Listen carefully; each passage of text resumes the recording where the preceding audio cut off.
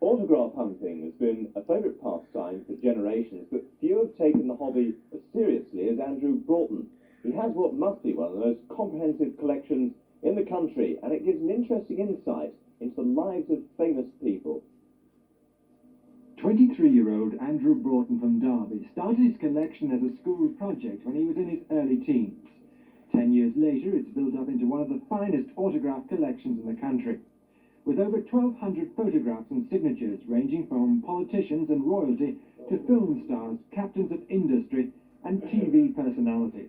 I chose to do horror films, which I was interested in at the time, and it was a suggestion that I should write to the BBC in London for some material which might help my project along. But it was Peter Cushing at the time in the horror films. I wrote to the BBC, they forwarded the letter, and within 2 weeks there was a big envelope sent back with about 5, 6 stills signed and a personal letter from Peter Cushing wishing me luck with my project. And I was really surprised to think they had taken so much time in not using a secretary and writing to me personally. And it's the letters Andrew's received from the powerful and famous which makes his collection so fascinating. I find more often than not now, it's the way I word a letter to these people. It's just getting through to them. I suppose there's a certain amount of vanity in some of them, not being disrespectful to them, but they'd like perhaps to write back to me personally in view of the collection that I have, which I always explain. And among his most treasured possessions are the cards he received for his 21st birthday, shortly after he'd been involved in a serious car accident. And pride of place is the card from number 10. And that was followed by another card at Christmas. James Thatcher especially was very kind. He said, usually the Prime Minister won't sign a personal card as a birthday card, but on this occasion we'll make an exception. And I think they chose it themselves just for me. That was smashing. The Reagans too are among his favourite people. They've sent him a number of signed photos.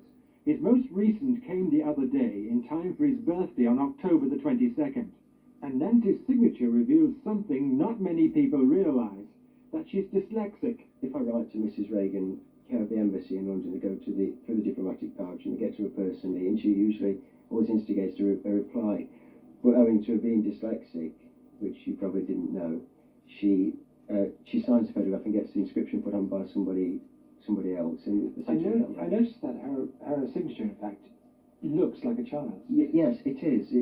Dyslexic means that you're word blind and you can't write properly. She can't join the letters up, and the letter ends are like U's, they're upside down.